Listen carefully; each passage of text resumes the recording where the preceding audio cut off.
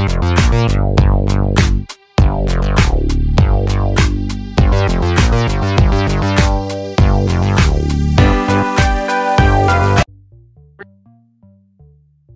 hello family.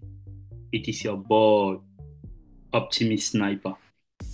Bienvenue dans une nouvelle leçon portant sur les types de cassures de range. Là, on va mettre cassure avec S, les types de cassures de range. Ok. Déjà, lors de votre négociation dans les cassures, d'accord, lorsque vous êtes en train de trader les cassures sur le forex, il est important de comprendre qu'il existe deux principaux types de cassures. D'accord. Lorsque vous avez un range, lorsque vous voyez le prix être en train de former un range, il existe deux principaux types de cassures. Comme premier type de cassure, on peut avoir les cassures de continuation. Les cassures de continuation.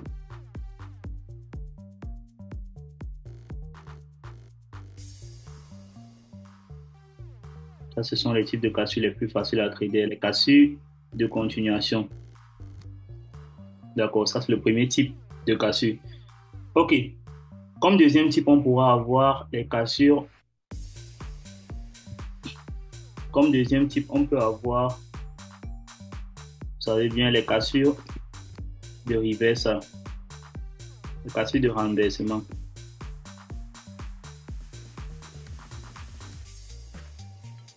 On a les cassures de continuation et les cassures de renversement. C'est très important pour vous de connaître le type de cassure que vous voyez. Ça va vous aider à comprendre ce qui se passe réellement dans la vue d'ensemble du marché, d'accord? Parce que si vous ne connaissez pas le type de cassure que vous êtes en train de voir actuellement ou que vous pouvez anticiper, parce que tout revient ici à votre capacité d'anticiper ce qui va se passer, d'accord?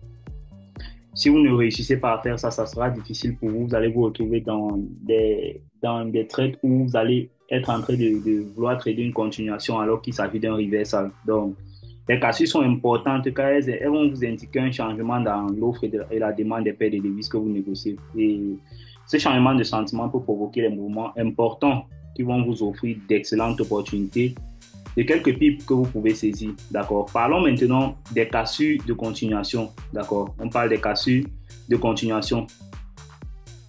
Parfois, lorsqu'un mouvement est important, lorsqu'un mouvement important se produit, je parle de ce genre de trucs, je vais vous schématiser ça un peu comme ça de manière théorique. Lorsqu'un mouvement important se produit, lorsque vous voyez le prix être en train d'aller comme ça, d'accord. Lorsqu'un mouvement important se produit dans une direction, le marché va faire à un certain moment donné une pause comme ça. Il va faire une pause. Cela se produit lorsque les acheteurs et les vendeurs s'arrêtent pour voir ce qu'ils vont faire pour la suite, d'accord, pour essayer d'accumuler les positions. Par conséquent, on aura une petite consolidation comme ça. D'accord? On aura une légère consolidation comme ça. Maintenant, pendant cette consolidation, si les traders décident que la tendance initiale était la bonne décision et continuent à pousser le prix dans la même direction, le résultat de la cassure sera une continuation. Donc, considérez ça simplement comme une continuation de tendance. Donc, ce que le prix va faire, c'est quoi? Après la consolidation, qu'est-ce qu'il va faire? Il va carrément monter là comme ça. Là, il aura fait ce range-ci.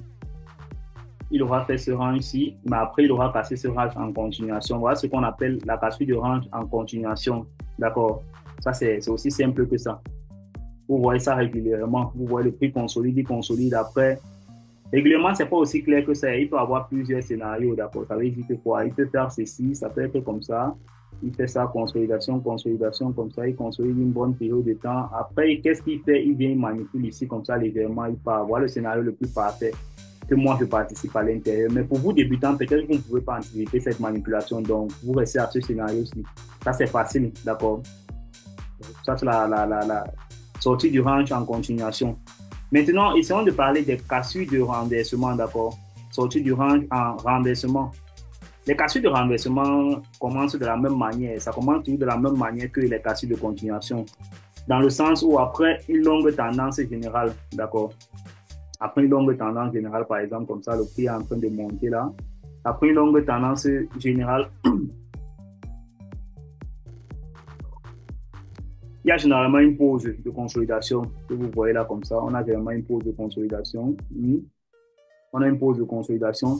Mais par contre, ici, là, à ce moment-ci, le prix va faire quoi? Il va monter ici comme ça, il va revenir là, il va descendre ici. D'accord? Là, vous voyez clairement que là, on a eu un renversement. Pourquoi? Parce que La tendance qui était d'abord en cours était une tendance haussière. On avait d'abord une tendance haussière qui était en cours. Le prix entra en consolidation et il s'est renversé. D'accord. Là, c'est ce qu'on appelle clairement la rupture de la cassure du range en renversement. D'accord. La seule différence, c'est qu'après une bonne consolidation ici, les traders vont décider, ils vont commencer à penser que okay, la tendance est certainement épuisée. Ils vont pousser le prix dans la direction opposée. En conséquence, on a ce qu'on appelle une cassure de retournement. Non? OK. Maintenant, ici, là, quels sont les éléments clés ici, selon moi? Si vous voyez le prix quitter d'une certaine zone ici, par exemple, d'une zone de résistance, d'une bonne zone de support ici, excusez. Si vous voyez le prix sortir d'une bonne zone de support ici, comme ça, et que en même temps, le prix aussi arrivé dans une bonne zone de résistance ici, là, il faut faire attention à ce range-ci. D'accord? Parce que certainement, ce range peut produire un reversal. Donc, il faut faire très attention. Il faut savoir où est-ce que vous trouvez dans le prix. Régulièrement, ça, c'est pour les traders qui tradent juste le 15 minutes ou le 5 minutes sans regarder ce que le daily time frame fait. D'accord? Sans regarder ce que les grandes institutions ou les grands supports majeurs ou les grandes résistances majeures, où est-ce qu'elles se trouvent. Vous allez être en train de trader aveuglement ici en 15 minutes et le prix va être dans un range comme ça. Après, il va sortir, il va tomber dans la résistance du daily time frame, il va couler. Vous allez penser qu'il s'agit d'une continuation. D'accord? Pourtant, c'est juste un reversal. Donc, il faut faire très attention à ça. C'est pareil ici. Maintenant, ici, là, l'élément clé, c'est quoi? L'élément clé, juste ici, c'est qu'il faut savoir que le prix soit sorti d'une bonne résistance ici. D'accord? Et que le support majeur ici, là, ne soit là, le prix soit sorti d'un bon support et que la résistance majeure ici ne soit pas encore atteinte. D'accord? Que la résistance majeure ne soit pas encore atteinte. Donc, on a fait cette consolidation et qu'il y a encore un bon range pour atteindre la résistance majeure. En ce moment-là, vous pouvez clairement savoir que, OK, il s'agit d'une consolidation pour un dégagement haussier. D'accord? Il s'agit d'une consolidation pour une cassure en continuation de tendance. Là, c'est très clair à voir. Donc, c'est aussi simple que ça. Et maintenant, il faut pouvoir incorporer le contexte dans lequel vous vous trouvez pour pouvoir déterminer s'il s'agit d'une cassure de tendance, de continuation ou d'un reversal. Allons-y un peu essayer de regarder certains exemples. Regardez par exemple ici, là. Qu'est-ce que le prix a fait? Le prix était ici en train de descendre. D'accord? On est arrivé ici dans une zone de support, dans une zone de résistance majeure ici. Vous voyez, le prix est descendu ici comme ça. Qu'est-ce que le prix fait? Il descend là, il crée un low, il crée un high, il vient, il crée un low. Après, il fait une légère consolidation. Si vous regardez ici, là, comme ça, quand on parle de consolidation, ce n'est jamais parfait. Ne pensez pas que c'est parfait. Voilà une légère consolidation ici. Après, il fait quoi? Une cassure de continuation. Vous voyez clairement que là, il s'agissait d'une cassure de continuation. Ce n'était pas une cassure de reversal. On a fait une consolidation ici. Après, on a fait une cassure de continuation. C'est clair, non? OK. Maintenant, cherchons encore.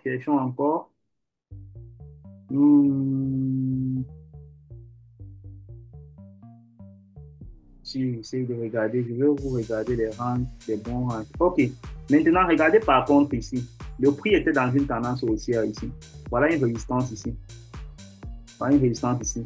Le prix était légèrement dans une tendance haussière ici. D'accord. Il créait ce high ici. Il est venu là. Il a créé ce high ici. Après, carrément, le prix a commencé à consolider. D'accord. Regardez ça. Regardez la consolidation ici. On a tradé la consolidation ici. Maintenant, le framework ici, quand je parle du framework, ça veut dire le contexte dans lequel le prix se trouve. Le prix se trouve dans quel contexte? On est à venir tester une résistance plusieurs fois ici et vous voyez toute cette zone-là a été rejetée. Donc, cette consolidation que le prix a fait, il y a de fortes chances que ça devait être un reversal. Pourquoi? Parce qu'on a déjà, on est quitté d'ici à un support, ce support-ci, d'accord? On est quitté d'ici et le prix est carrément déjà arrivé sur une zone de résistance majeure. Si vous regardez là, une résistance majeure. Le prix a heurté là plusieurs fois. Si j'allais tout ça, vous voyez, une fois, deux fois, trois fois, quatre fois, il a heurté la zone, d'accord? Et il a commencé à consolider dans ce petit range-ci. Il a fait une consolidation dans ce petit range-ci. Qu'est-ce que vous pouvez penser à cet instant-là? C'est clair de savoir que le prix peut se reverser. Pourquoi? Parce qu'il a atteint une résistance majeure, d'accord? Mais ça, tout ça dépend du contexte. Savoir s'il s'agit d'un reversal ou d'une continuation, ça dépend fortement du contexte, d'accord? Clairement, ici, là, le prix aussi avait accumulé là partout, là, comme ça. Il avait accumulé là partout. Mais on sort d'une tendance haussière. Si vous regardiez ici, on sort d'une tendance haussière. Le prix était là clairement dans une tendance haussière ici. D'accord, tout ça, je ne vais pas décortiquer ça. Après, ici, il est entré en consolidation. Vous voyez, il est entré en consolidation comme ça. Après, maintenant, qu'est-ce qu'il a fait? Il est sorti de la consolidation de manière haussière toujours, mais il est rapidement revenu encore manipuler pour prendre les stop loss de ceux qui étaient en bas. D'accord? Vous voyez quand même que là, il est sorti du range en continuation. D'accord? Maintenant, il y a les cas où il y aura les fausses cassures, ce qu'on appelle fausses cassures. D'accord? Les fausses cassures. Il y a ce qu'on appelle les fausses cassures. Régulièrement, vous allez être victime de ça. Maintenant que vous savez que vous êtes très impatient, il faut être très patient pour traiter les breakouts et qu'il faut savoir le contexte dans lequel le prix se trouve avant d'entrer dans la consolidation. Vous devez maintenant aussi savoir que, tout comme Lionel Messi, d'accord, tout comme Lionel Messi peut tromper les défenseurs dans un match, le marché peut également vous tromper et vous montrer des fausses cassures, d'accord. Les fausses cassures se produisent lorsque le prix dépasse un certain niveau de support ou un certain niveau de résistance, mais il ne continue pas à accélérer dans la direction dans laquelle il est parti et il revient, il renverse rapidement, d'accord. Au lieu de cela, au lieu que vous ayez une continuation, il renverse rapidement, pourtant il vous a donné des bonnes confirmations pour un bon breakout. Ok, c'est exactement cet exemple-ci. D'accord, c'est cet exemple-ci. Là, c'était une manipulation clairement dit. Et là, régulièrement, vous voyez, là, c'était dans une news. C'était dans une news. On est venu rapidement manipuler ici. Là, ça, c'est un faux breakout. On est venu après descendre prendre la liquidité tout ici avant que la tendance soit remontée là. Donc, si je regarde encore une fausse cassure ici, par exemple, et les fausses cassures là, ça ne va pas, parfois ce n'est pas trop apparent. Hein. Vous voyez là, on était dans ce petit rang ici. Voilà ce que j'appelle une fausse cassure. Certains avaient placé les buy stop ici en haut, d'accord. Voilà la légère bougie haussière ici, d'accord, a activé les buy stop qu'il y avait ici en haut et on est descendu là de manière baissière. Voilà ce que j'appelle une fausse cassure. Ça, c'est une fausse cassure. Si on cherche là, je vais voir plusieurs exemples là, mais c'est un peu très loin, d'accord. Le principe de la fausse cassure, voilà ça en fait. Là, le prix va rester dans un range comme ça. Le principe de la fausse cassure. Le prix sera dans un range comme ça. Vous allez voir le prix dans un range comme ça. Il sera dans un range qui sera en train de faire ceci, ceci, ceci, ceci, ceci. Après, il va dégager là de manière haussière comme ça, mais rapidement, il va renverser encore comme ça. D'accord?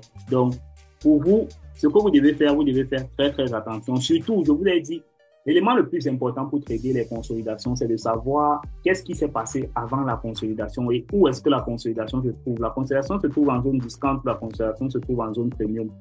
Les banques dans le marché sont en train de vouloir chasser la liquidité haussière ou baissière. Il y a plusieurs contextes dans lesquels vous devez introduire la situation actuelle du marché, d'accord? C'est pas aussi facile que ça, le B à bas, comme vous me voyez être en train de dessiner là. Non, ce n'est jamais ça. Ce n'est jamais aussi facile que ça. Donc, faites très attention lorsque vous êtes en train de trader. Que ce soit les cassures de continuation, que ce soit les cassures de renversement, que ce soit les fake outs, d'accord?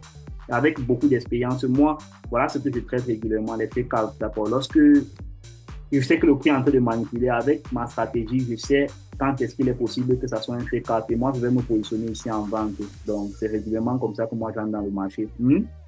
OK. En attendant de voir si le prix va évoluer dans mon sens, dans la direction que je souhaite.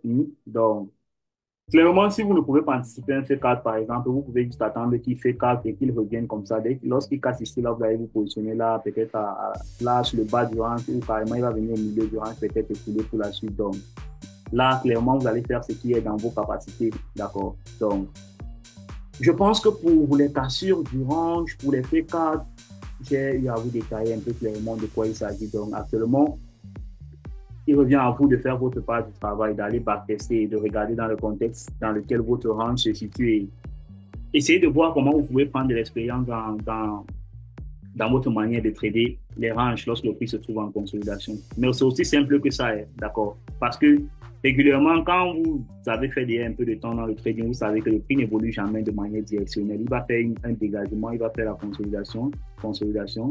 Après, il va faire un truc là, il dégage. Après, il fait encore une consolidation comme ça. Après, il dégage, d'accord? Après, il dégage. Après, il va faire un reverse, il va faire quelque chose comme ça. D'accord? Il n'a pas 100 scénarios qui va se comporter. Après, il va dégager. Il va faire la même zone où il a accumulé des mois. Il va réaccumuler ça avec les positions vendeuses. Maintenant, il va dégager encore comme ça.